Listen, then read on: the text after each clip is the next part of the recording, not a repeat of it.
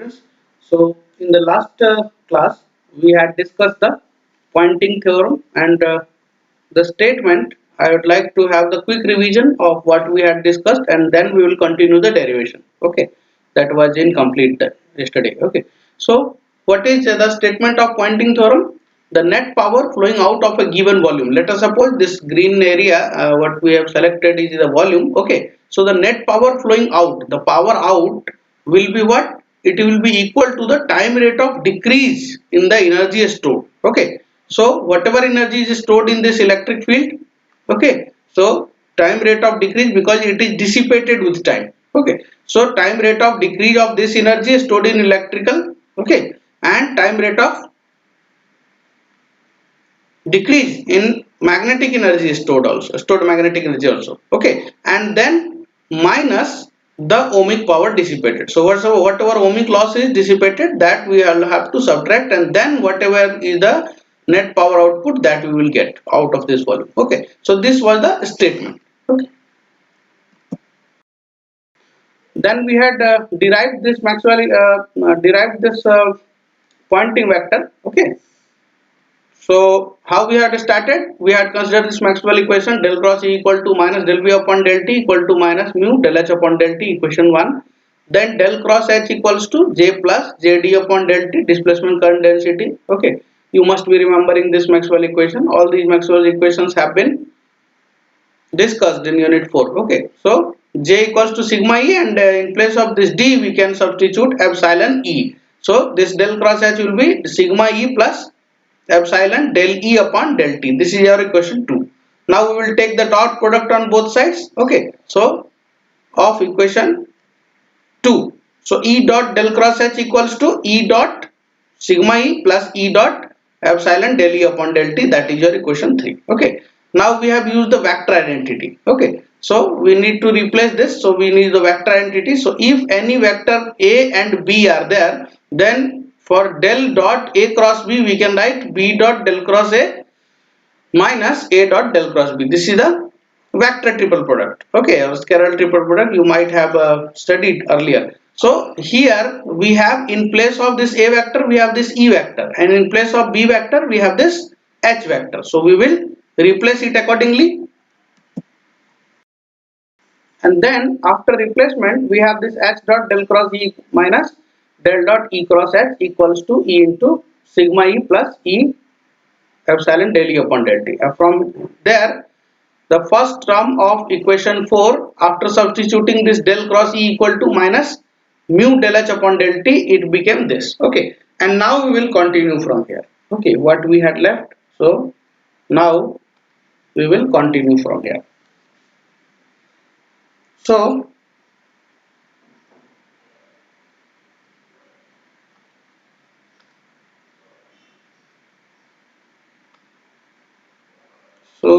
now consider the following term. Now consider the following term, that is del T H dot H. So what we can write this? H dot H, del of del T H dot H can be written as H dot del H upon del T.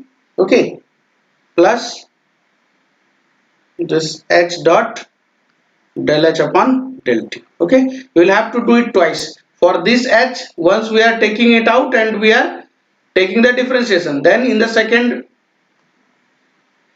secondly we are taking this H and differentiating this. So since both are H, so we will have the similar term H dot del H upon del T. Okay, now this will be what? This will be your, so in this case your del upon del T H square, okay, will be equal to how much? H dot del H upon del T plus H dot del H upon del T. It is 2 into H del H upon del T. Okay, fine. So in another term we can write this 2 can be written as this side. So 1 upon 2, okay, del upon del t and h square equals to how much? H del h upon del t. So this relation we have got. Okay, similarly for h, if it is valid, so we can similarly write for e also. Okay, so as we derive for h, we can write similarly for e also. So similarly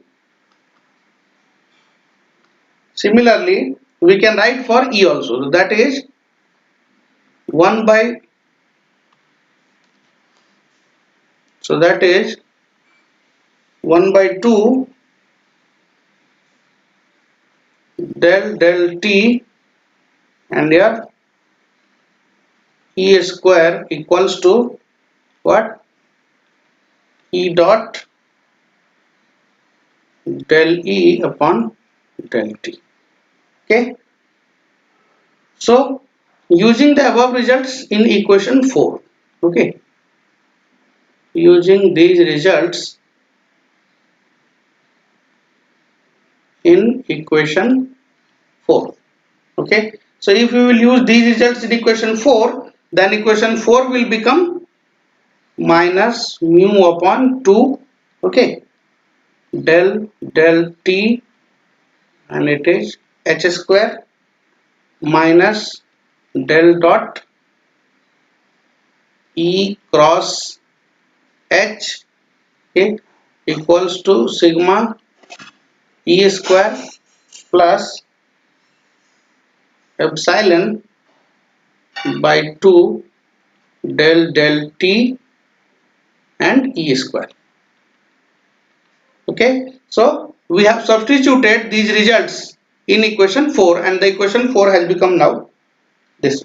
Okay, so from here if we take this term out, del dot e cross h, so if we will take this, then del dot your e cross h, this can be written as what? Sigma e square, okay, plus this 1 by 2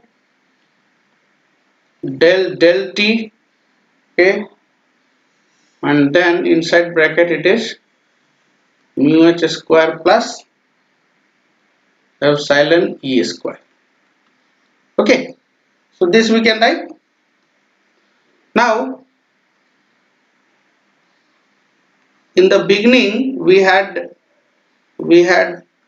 introduced a vector, that is e cross h equals to p. Okay, this is what? This is the pointing vector. This is the pointing vector. This we have introduced in the beginning of the derivation. Okay, so in this minus, in place of this minus del dot e cross h, we can write this minus del dot p, because e cross h is p. Okay, that is pointing vector.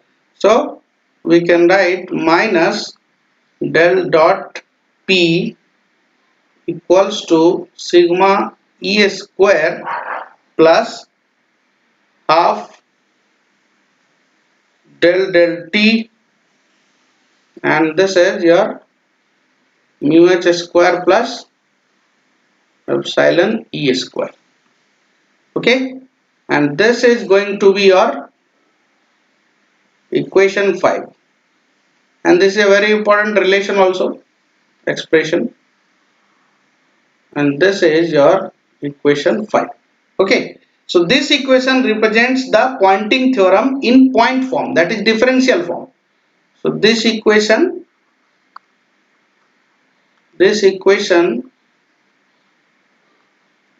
represents the pointing theorem in point form. In point form. Okay, that is differential form. Point form means differential form. Now if we want it in the integral form, okay,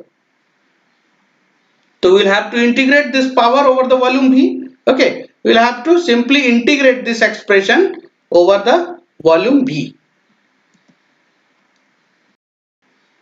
So now for from this point form we need to derive the integral form of the Poynting vector theorem. So integrating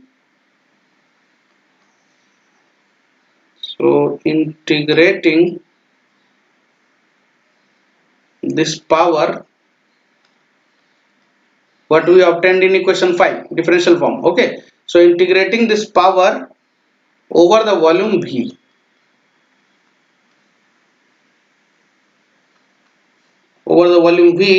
so it is simply we have to integrate on both sides. Okay, so over volume, so this is a volume integral and this is del dot P, okay, dV equals to sigma E square dV, okay, plus del T, this V 1 upon 2, and this one is your mu H square plus epsilon E square, okay, and then dV. Fine. Now applying divergence theorem. So applying the divergence theorem. So what is the divergence theorem? It converts the volume integral into surface integral. Okay. So if we will apply this divergence theorem here, del dot P dV, so it will become what? P dot ds. Yes or no? That is from the divergence theorem. So it is for the closed surface. Now this volume integral we change to the surface integral. So it is P dot ds. Okay, and equal to remaining term will remain same.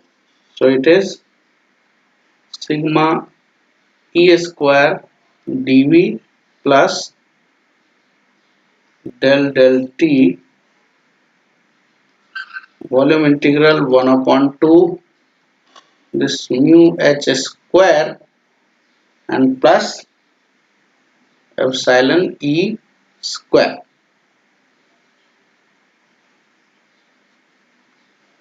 dV. Okay, so this equation is representing the Poynting vector in the integral form.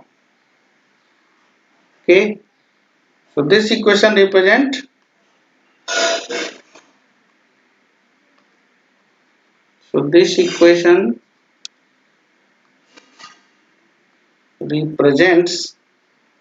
the Poynting theorem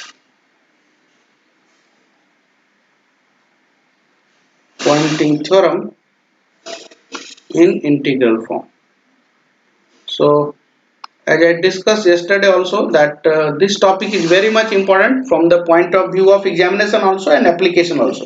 Okay, so you must practice it because it's a somewhat longer derivation, so you must practice this. Okay, so that you may not make any mistake in the examination if it is asked. Okay, and now we analyze this equation that is it similar to what we had seen the statement of Poynting vector. जैसा statement देखा था वैसा है या नहीं है equation that we need to derive. Okay, so the negative sign on the left, why there is negative sign? This indicates that the total power is flowing into the surface. Okay, means if it is dissipated, total power is to be dissipated. Okay, or if it is consumed, then it is minus sign. So since the total power is flowing into the surface, okay, so this negative sign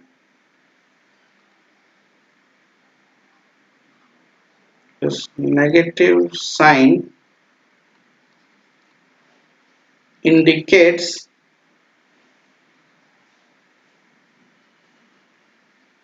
that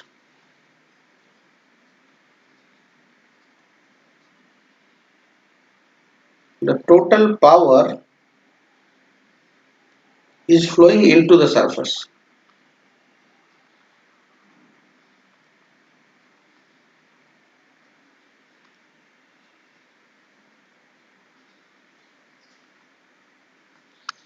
is flowing into the surface. Okay. Now what is the first term in the right? First term in the right is sigma E square dV. Okay. So this gives the total ohmic power loss within the given volume. Okay. This gives the total ohmic power loss within the given volume, while this second term, what is the second term? It represents the time rate of increase of the total energy stored in electric and magnetic field. You see, epsilon E square means electric field and mu H square means magnetic field. So it is representing the time rate of increase of this total energy stored in electric and magnetic field. Okay. So by the law of conservation of energy,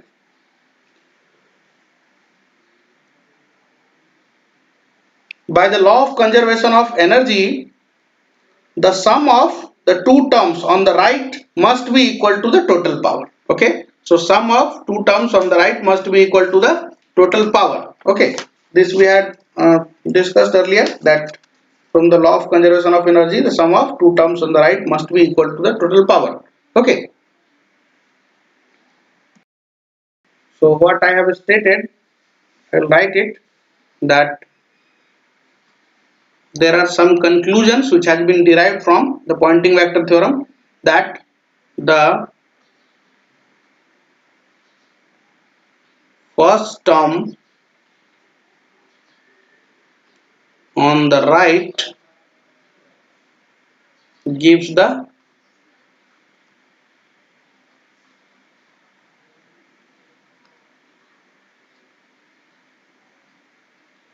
first term on the right gives the what? Total ohmic power loss. Total ohmic power loss within the given volume.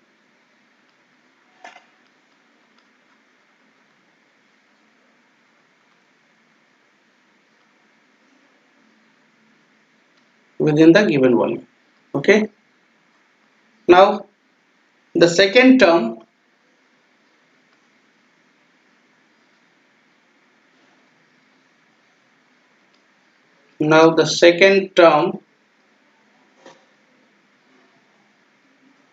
represents the time rate of the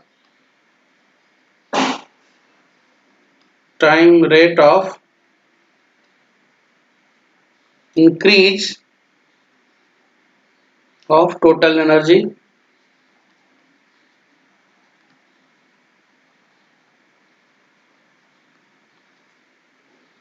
stored in the electric and magnetic field. In the electric and magnetic field. Okay. And finally, what is the conclusion? Final conclusion, that by the law of conservation of energy, by the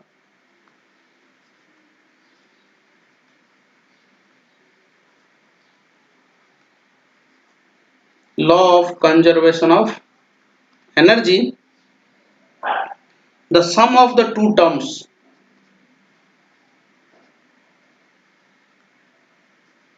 the sum of the two terms on right must be equal to total power.